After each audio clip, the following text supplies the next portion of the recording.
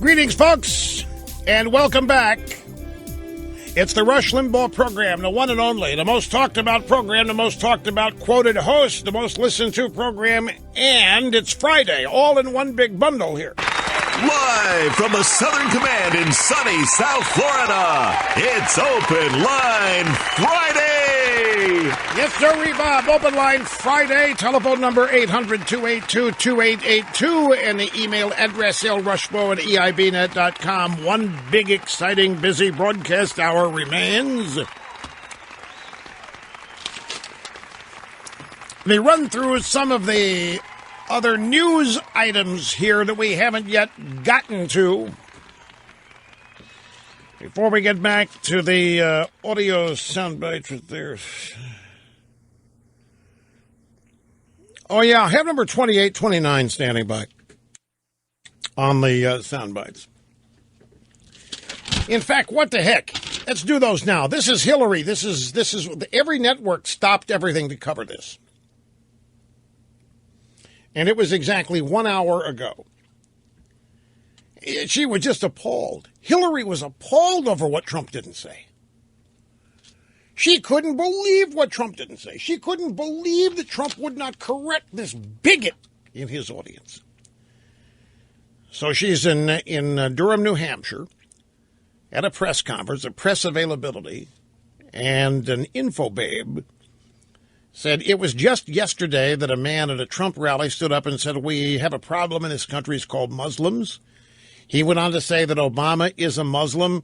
He's not even American, and that there are terror camps with Muslims. First of all, what do you think about that comment? Secondly, how would you have responded if someone said that in a town hall of yours? I was appalled, and as you may know, quickly put out a tweet expressing the great disappointment with that kind of rhetoric and calling on him and anybody else who is seeking the highest office of the land to start behaving like a president, to show respect, and to stand up for the truth.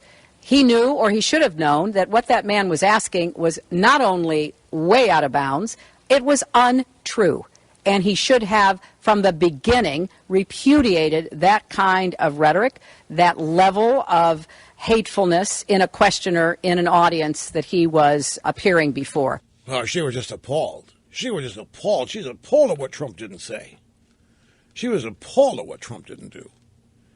And then she said that she hopes that he apologizes, because the reporter said, well, Lindsey Grahamnesty was in Iowa, and he said that this is a defining moment in a campaign for Republicans and all candidates.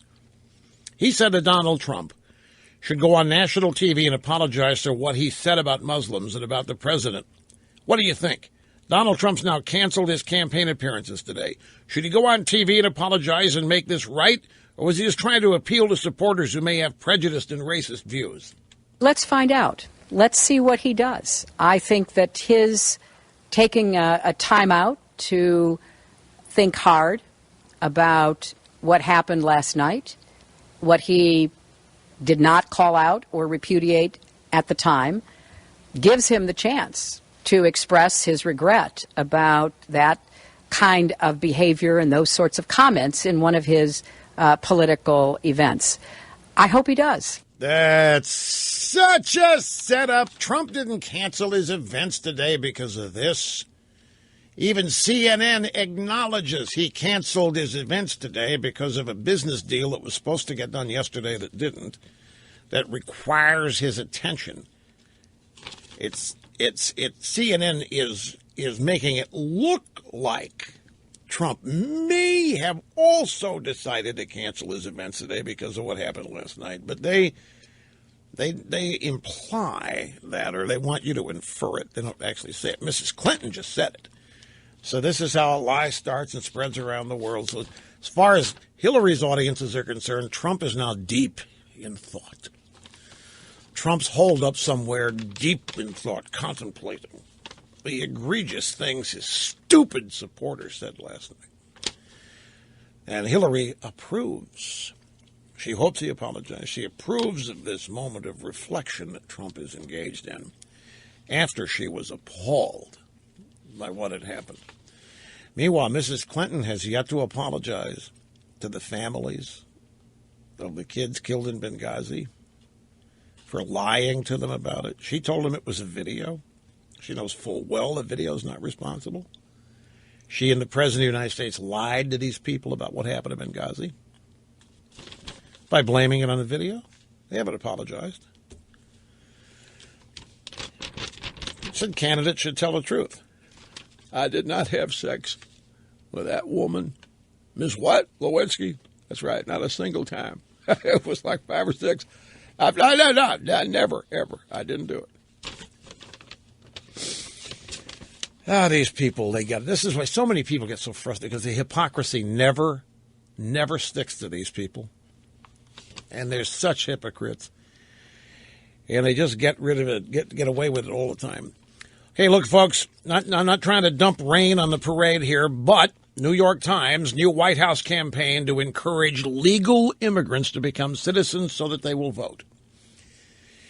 Legal citizens. We're talking about 8 million people here. White House officials announced the start of a nationwide campaign yesterday to encourage legal immigrants to become American citizens, which could add millions of voters to the electorate in time for the presidential election next year.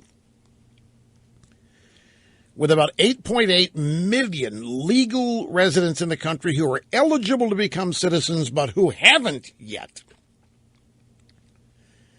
regime officials said that they were trying to make it easier to complete the final steps to citizenship. I bet they are.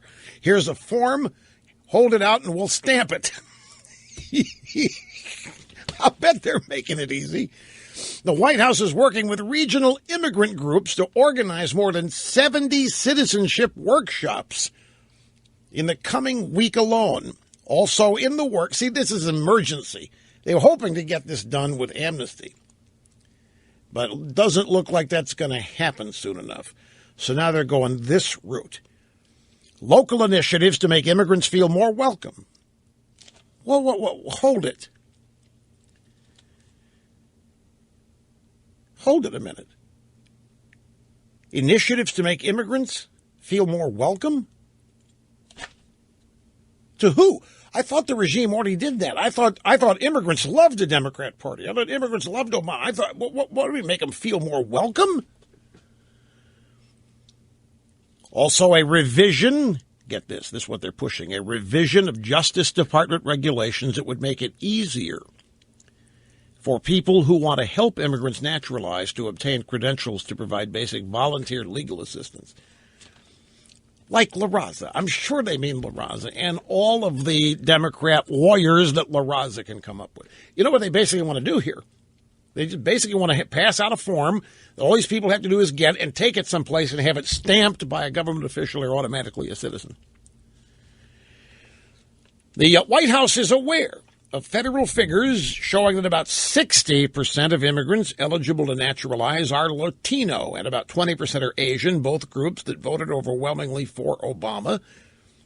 Nearly a third of legal permanent residents eligible to naturalize are Mexican. And you can bet the farm none of this would be happening if the White House thought these immigrants might vote Republican. There is no way any of this would be happening if they thought these people were going to vote Republican. Now, if the government can handle 8.8, let's round that up to 9. If the government can handle 9 million, if they can find them, they can identify them, they can speed up the process by which they become citizens, 9 million people, how is it that they can't handle 11 million illegal ones? We're always told 11 million, 12 million. No, it's not possible. You realize how many it would be? It'd be like deporting 50,000 a day for 2 years. It ain't going to happen. It's a pipe dream. Forget it. We haven't the law enforcement people. We don't have administrative staff. We don't have the buses. We don't have anywhere near. We can't do it. But somehow we can find 9 million people. We know who they are. We know there's 9 million people out there from Mexico and Central America and Asia just chomping at the bit to vote Democrat. We know they're legal. They're not citizens. We know this. We know where they are. We can find them. We can roust them up. They can be found, the point is. Somehow, finding 9 million people to vote Democrat, that's not too tough. That's not too hard at all. We can get that done by the time of next election. We get this done in 12 months, folks. We get this done in 13 months. But finding 11 million to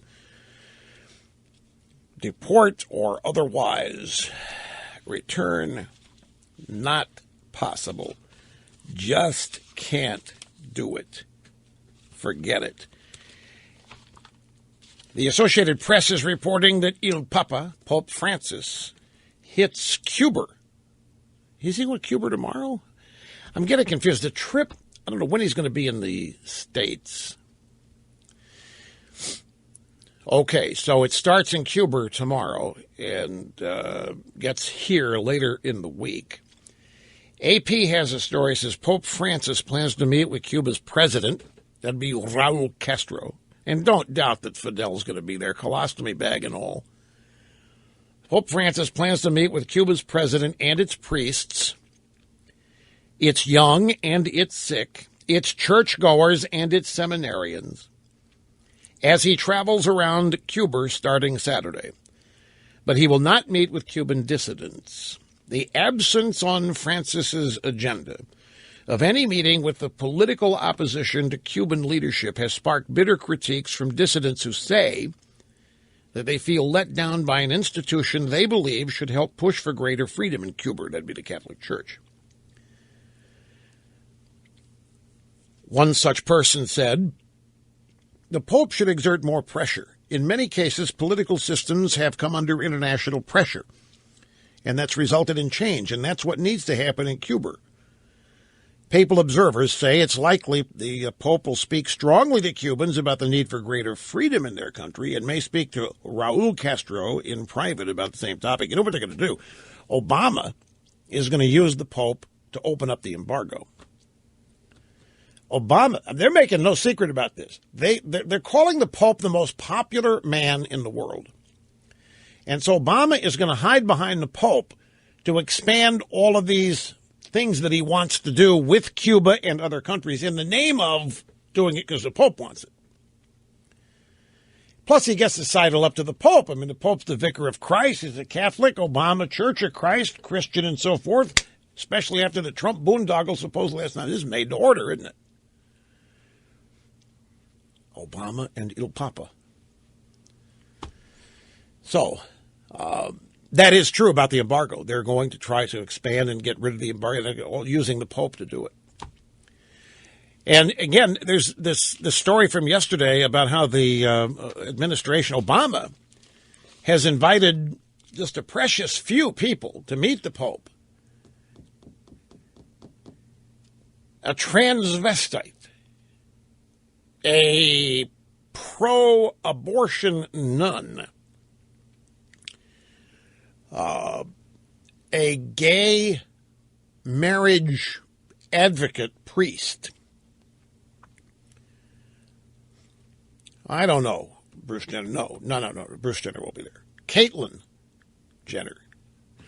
No, Caitlyn Jenner won't be there. But really, Obama has assembled a group of people that it is popularly assumed the Catholic Church condemns, disapproves of. They don't. You know, they have great love for the sinner, but it's an in your face. Okay, Pope, here you are. Here are these people. Here's a transvestite. Here's an LGBT cross-dresser. Here is a nun that believes in abortion. Here is a priest that wants to perform gay marriages. Okay, Pope, here it is. Now, the news is being reported as though this is all Obama's idea. And there's some people think that this is a show of disrespect. How dare he? I don't know that this is all Obama's idea. I think this Pope has,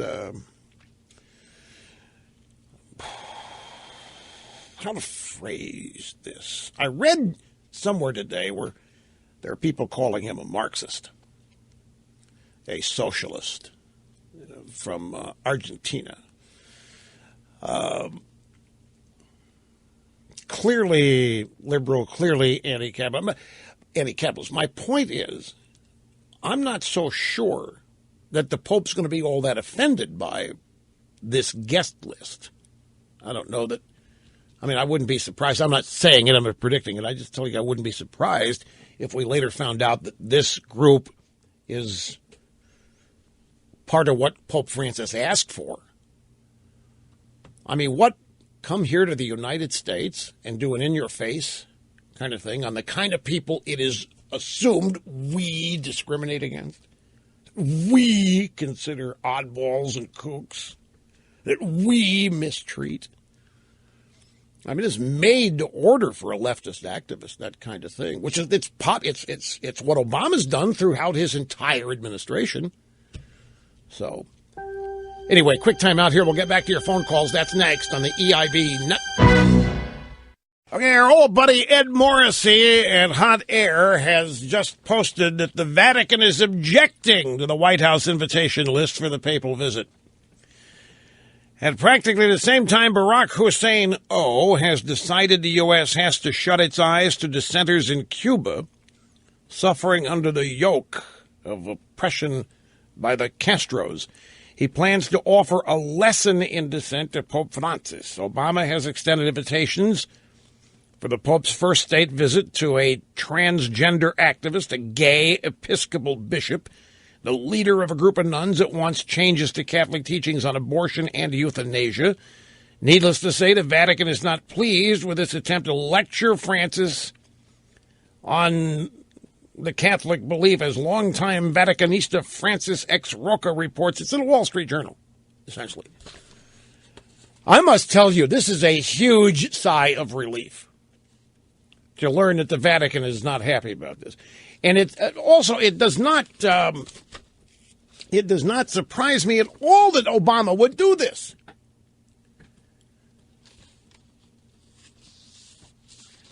You know, folks, look, Obama's a Democrat, okay? First and foremost, for whatever else, he's a Democrat. And we know one thing, Democrats, leftists have very little affection for the Catholic Church. You know it, and I know it. And this, when I first saw this guest list, that this is in your face, I thought it's beneath the dignity of the office of the presidency to do this. But it fits right in with Obama.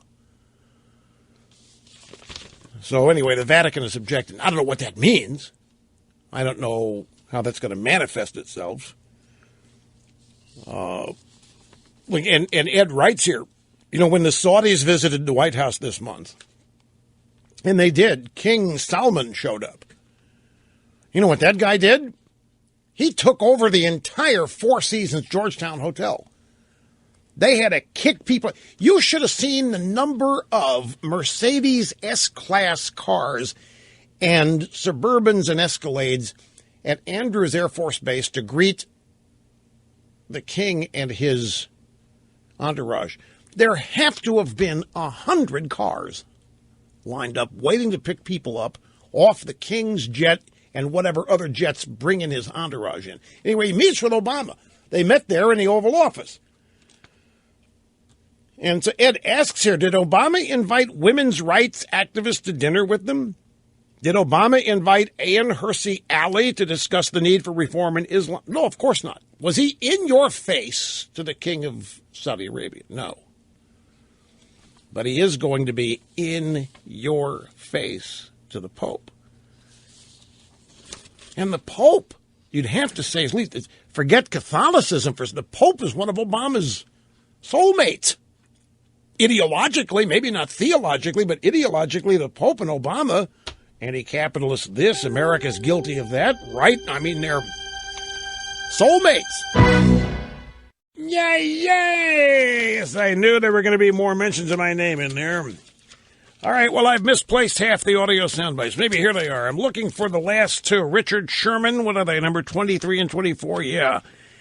Well, they're not the last two, but have 23 and 24. Richard Sherman, a cornerback for the Seahawks, in trouble. He's not down for the struggle on this Black Lives Matter thing, and they're out gunning for him now. In the meantime, here's John, Mount Clemens. Where's Mount Clemens? Michigan. Great to have you on the program, John. Welcome to the EIB Network. Hello. Thank you, Rush. Today's the day I became a Donald Trump supporter. Yet another red herring, non-issue being made an issue, and I think people who have supported Trump, especially after the immigration thing, now I know where they're coming from, and we are so sick and tired of the sycophants of the media, be it Hillary Clinton or the rest of the Republicans up there, like Chris Christie, who's already saying what he would have done if an audience member would have made these statements. We are so sick of those things being elevated to an issue of substance that I don't think we can take it anymore.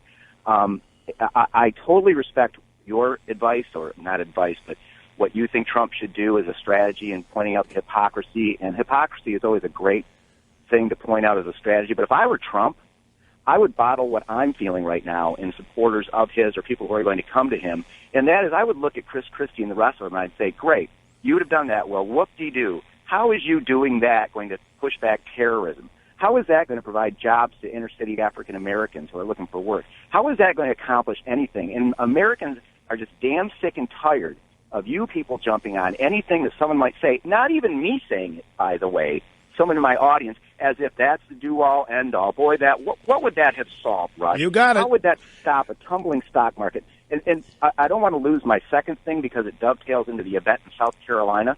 Let me point this out to you. I don't need to hear from Donald Trump's people that he had a business conflict, which I totally believe. This man catapulted to the front by allegedly offending an entire group of people, mostly the media, because people like me could see through. He's not anti-Mexican. He's not anti-Hispanic. He's not a racist. And if you support him, you're not one either. So the man who made his name now and lost a contract with Macy's, lost whatever he had with ESPN, PGA Tour, that man's going to be afraid to come out of his house now because some guy in his audience made these statements? How does that make any sense whatsoever? No, it's if they hope. No. Again, sorry, they are trying. Follow me on this. You're exactly right. What they're trying to do is create a mindset among everybody, including Trump supporters, that he's hiding. They want Trump to have to come out and respond to them. They want Trump to respond to this. That puts him on the defensive. That's what they want. They want him to apologize. They're bullying Trump. That's exactly what this is right now. This is a giant combination. Look at Republicans and Democrats joining forces, the club, the establishment, trying to bully the guy. They want him to come out and respond to what they're saying, which they hope puts him on the defensive here, because they don't think they're battling or rattling him. What they want is for his supporters, which you claim you now knew one. They want you thinking he's afraid to show his face today. Well, they thought that would happen 3 or 4 months ago with the illegal immigration statements and comments, and look what happened there. Here's the problem. I'm starting to think this guy is blessed, because just as you reported earlier, not that people are leaving him, but they're getting bored with him, the news cycle. This is the same thing they tried to pull on him with his statements about immigration. So what's going to happen now, these idiots, is the same backlash that led to people saying, you know what, his point is correct about immigration. We don't care that we should run from him because he may not have said it in a way that is as politically correct as the media and some other people who just want to jump on him are going to say. We're going to see through that, and we're going to start talking about the substance of what he said. What they're going to do now is the same thing. You watch. His numbers will go back up because Chris Christie's and Graham Steves, they'll all overplay it, act like they have the vapors, have to go to their room, and if I was Trump, I'd say, well, wait a minute now. It's not, no. It's not automatic that his numbers are going to go up. He's got to do what he's always done if the numbers are going to go up. What has he always done? He's always doubled down. He has always doubled. Every time one of these things happens where they expect an apology, he's done the exact opposite. He has doubled down. If Trump will be finished in a week if he responds to this in an apologetic way or in any way that appears, makes it look like he is behaving in a way demanded by all of these critics, Hillary, Christie, Gramnesty, media, you name it. Now, I wasn't going to play this today because this is becoming a regular part of the Trump speech. And I didn't want you people getting the wrong idea from it. But now it's appropriate to play this. This is how he opened. Well, not open. This is near the open of his remarks last night in Rochester, long before this supporter of his asked the question. This has become an almost regular mention that he makes. Remember this. When I first announced, and this was an incredible 2 weeks, believe me, Rush Limbaugh said, I have never seen anybody receive more incoming, a word I never heard before. Incoming means really bad press. I mean, it was incoming. But he said, I've never seen anything like it. And then he doubled down. I doubled down, and it's true. And he said, nobody would have done that because I knew the problem. I knew what was happening. So it just, even as recently as last night, he is recounting for what he did. That's what put him on the map.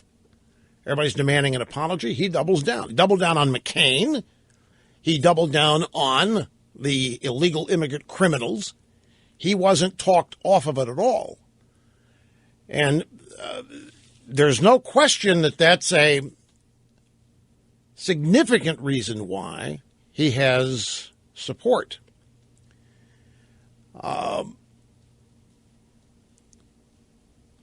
And the media is also don't fall for this story. By the way, John, he's peaked. That's a Politico story that I'm sure they've had in the drawer here for a couple of weeks or months, waiting to trot it out when they think it's appropriate. They ran that story today because Carly Fiorina is universally acclaimed as the debate winner on Wednesday night. So it's axiomatic that what would follow, it's over for Trump. Trump is peaked.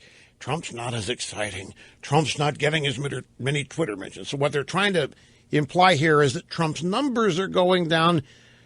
They haven't gone down. Trump's numbers don't have any area to recover. He has not lost any ground here. Everybody is under the belief now because of this story and all this controversy that Trump's numbers are plummeting, and they're not. Anyway, I have to take a break. I appreciate the call, John. Thanks much. Don't go away, folks. Back with much more after this. Very quickly, Lou in Brooklyn, line 5. Great to have you, sir. EIB Network, Open Line Friday. Hi. Yes, thanks for taking my call. You know, they tried to marginalize Trump during the last debate by sort of asking if people would trust him with his the launch codes and his finger on the nuclear weapons. And my answer to this is, he's the guy, because if our enemy knows... Okay, I know what he's going to say. We got a bad cell connection. He's saying that Trump is the guy, the one guy he would want to have the nuclear codes. And by the way, Lou, I'm glad you brought that up. I forgot to mention that Thursday, and that did incense me. That Trump nuclear codes, that was worse than marginalizing. That was calling Trump unstable and insane and all of that. And they tried that with Reagan. And even when Reagan was president, you people remember when Gorbachev came for state visit in 1968 when the first Gorbasms happened. Washington elite was finally, oh my God, safe, finally safe.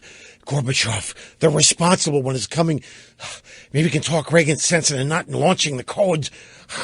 It was constant during the Reagan years. This so-called fear of Reagan's finger being inches away from the new editorial cartoons about it.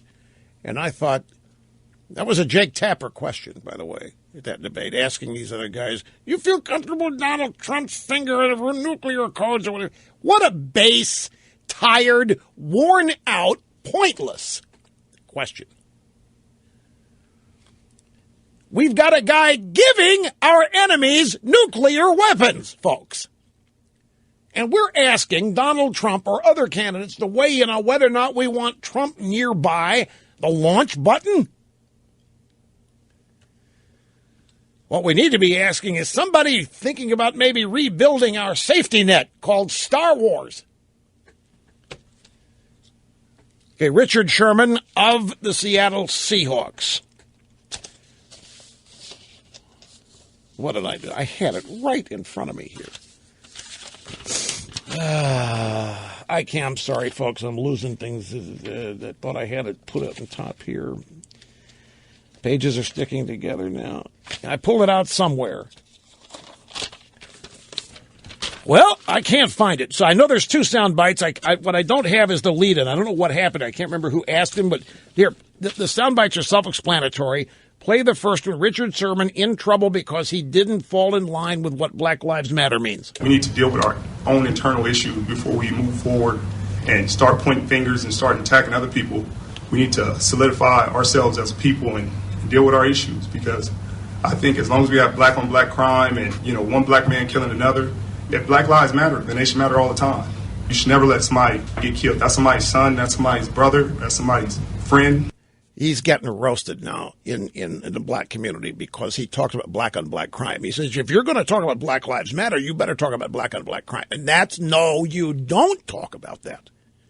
Black Lives Matter deals with only one thing: white on black crime, which is not nearly as prevalent as black on black crime. But the Black Lives Matter crowd, it's not all lives matter. No. It's only Black Lives Matter because that's all that's being killed, usually by white cops. So here comes Richard Sherman. He says, look, I came from where you guys are talking. I came from Compton. I worked my way up. I went to Stanford. I got no help. This is not going to solve anything. I don't want to be enemies with these people that you want to be enemies of. I work with these people. I've prospered among these people. If you're going to talk about black on black crime, you better talk about, or Black Lives Matter, you better talk about black on black crime. And he is getting roasted for this. And next, this really added more insult to the injury. Now he defends the cops. I don't think all cops are bad. There's some great cops out there who do everything in their power to uphold the badge and uphold the honor and protect the people out in society. But there are bad cops, and I think that also needs to be addressed. I think the ignorance should stop. I think people should realize that at the end of the day, we're all human beings. So, before we're black, white, Asian, Polynesian, Latino, we're humans. Richard Sherman, number 25, cornerback, Seattle Seahawks. And he's finds himself deep in the pool of controversy here because he's not following the script. Takes a lot of guts. Let me tell you something, folks. For a sports guy, these people do not speak out this way because they endorse products. And they try to hide. Michael Jordan's a Democrat, but he never talks about it. He doesn't flaunt it because Republicans buy Nikes too. And same with Barkley. Barkley may go off the deep end, but he always brings it back. Tiger Woods, you never know what he is or what he isn't. I mean, because people of all political persuasions buy golf shirts and clubs and stuff. And Sherman, he's got his own endorsement deals. Nike, I'm not sure who is with, but this is really courageous. It's gutsy. You don't find athletes taking stands like this. And I think it's great that he is. They have tremendous influence. Look at Brady endorsed Trump. Did you hear that? Tom Brady came out and endorsed Trump. When's the last time Tom Brady involved himself in politics at all? It just doesn't happen. And I've always wished more of these guys would because of the influence they have. The reasonable ones. The ones that care. I'm talking the ones that are involved, not just the ones being paid to do it, but the ones that actually care. They do have influence. By the way, I should point out that Michael Smith on ESPN2, it's a program called His and Hers. Michael Smith, I think he's African-American reporter, ESPN, said Sherman doesn't know what he's talking about. He's wrong. He needs to read more before he starts talking about things like this. He applauds and admires athletes speaking out, but Sherman didn't know what he was talking about here. But the ESPN guy does, of course, see. And I hope you have a great weekend, folks. We be back on Monday. See you then.